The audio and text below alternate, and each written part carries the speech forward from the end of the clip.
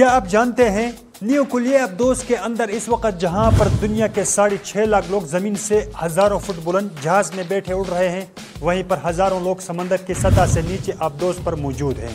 Nuclear ابدوز دنیا کے مہنگے ترین ہتھیاروں میں سے ہے۔ اس کی بڑی طاقت ان کی خاموشی ہے، اپنی پوری زندگی کا بڑا حصہ یہ پانی کے نیچے گزار دیتی ہے۔ اس طاقتور ہتھیار میں سب سے نازک چیز اس کا عملہ ہے۔ میں ہوں شوکت نواز اور ہماری دنیا میں ہم آپ کو ڈھاٹ کے اس ڈبے میں رہنے والوں کی زندگی کی ایک جھلک دکھاتے ہیں۔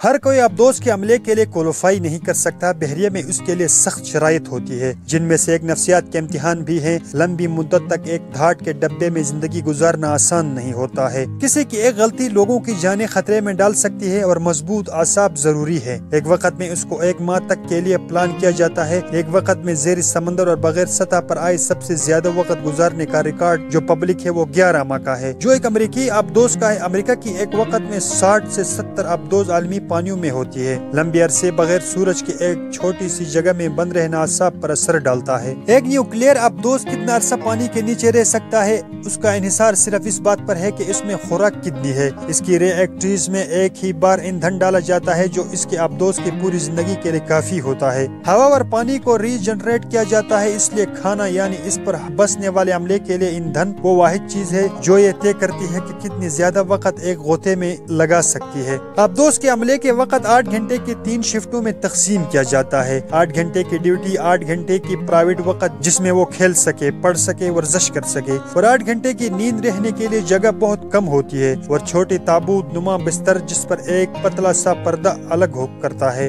پرائیویسی کا کوئی خاص تصور نہیں۔ ایک دن میں ہر وقت کسی نہ کسی کے سونے کا وقت ہوتا ہے، اس لیے اونچی آواز، شور مچانا یا دروازے زور سے بند کرنا منع ہوتا ہے۔ عام طور پر عملے کے افراد کی تعداد یہاں کے کل بستروں سے زیادہ ہوتی ہے، اس لیے بستر شیئر کیے جاتے ہیں، ایک شفٹ میں ایک کے لیے وہی اگلی شفٹ میں دوسرے کے لیے۔ جگہ کا مسئلہ صرف بستروں کا نہیں، شاور اور ٹوائلٹ کا بھی ہے۔ 100 سے زیادہ عملے کے لیے 2 شاور ہوتے ہیں اور 3 منٹ سے زیادہ نہانا منع ہوتا ہے۔ ابدوز نہانے کا پانی سمندری پانی سے فلٹر کرتے ہیں۔ کپڑے دھونے کا صرف ایک جگہ صاف کپڑے یہاں کی لگ جڑی ہے۔ ٹوائلٹ کا استعمال بھی دھیان سے کیا جاتا ہے۔ فضلہ ایک خاص ٹینک میں جمع ہوتا ہے جسے مناسب وقت پر ابدوز سے خارج کرنا ہوتا ہے۔ عملے کی تفریح کے لیے تاش، بورڈ گیمز اور ویڈیو گیمز وغیرہ موجود ہوتی ہے جس سے ایک دوسرے سے اچھی دوستی بھی ہو سکی۔ سب سے زیادہ جگہ ابدوز کا انجن لیتا ہے۔ ابدوز کا نصف حصہ یہ ہے۔ دوسرے نمبر پر کچن، یہاں پر اچھے اور طرح طرح کے کھانے موجود ہوتے ہیں۔ ہفتوں سمندر کے نیچے سٹریس والی زندگی گزارنے والے عملے کو خوش رکھنے کے لیے ضروری ہوتا ہے شروع میں تازہ کھانا ملتا ہے، اس کے بعد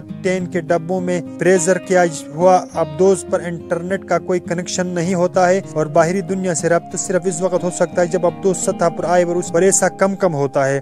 رابطہ کرنے والے ابدوز کا پتہ لگانا آسان ہے اور خاموشی اس کے لیے اہم، اس لیے یہ رابطہ کم ہوتا ہے۔ ابدوز کا عملہ اپنی فیملی یا دوستوں سے ہفتوں یا مہینوں کسی قسم کا رابطہ نہیں کر سکتا۔ اس عملے کی آپس کی دوستیاں گہری اور تمام عمر رہنے والی بن جاتی ہے۔ کچھ ان لکھے اصول یہاں پر چلتے ہیں، جیسا کسی بھی متنازع معاملے پر کوئی بات نہیں کرتا، سیاست جیسے موضوع کبھی بھی زیر بحث نہیں آتے، زندگی گزارنے کے لیے اپنی روایات اور طریقے، ان کی فوجی ڈسپلن کی کئی چیزیں بھی معاف ہوتی ہے، جیسا کہ حجامت یا روزانہ شیو کے بارے میں۔ جب یہ ٹریپ سے واپس آ جائیں تو پھر یہ دوبارہ لاگو ہو جاتی ہے۔ ابدوز کی زندگی ہر ایک کے لیے نہیں، بغیر تازہ ہوا اور دھوپ کے ہفتوں بند جگہ پر ہزاروں لوگ اس وقت ڈھاٹ کے اس کیپسول میں بند دنیا کے ہر سمندر کے نیچے تیر رہے ہیں۔ یہی تک تھی ہمارے ویڈیو، امید کرتا ہوں ویڈیو آپ سب کو پسند آئی ہوگی۔ چینل کو سبسکرائب کرنا مت بھولیں، اپنا بہت سارا خیال رکھیے گا۔ اللہ حافظ۔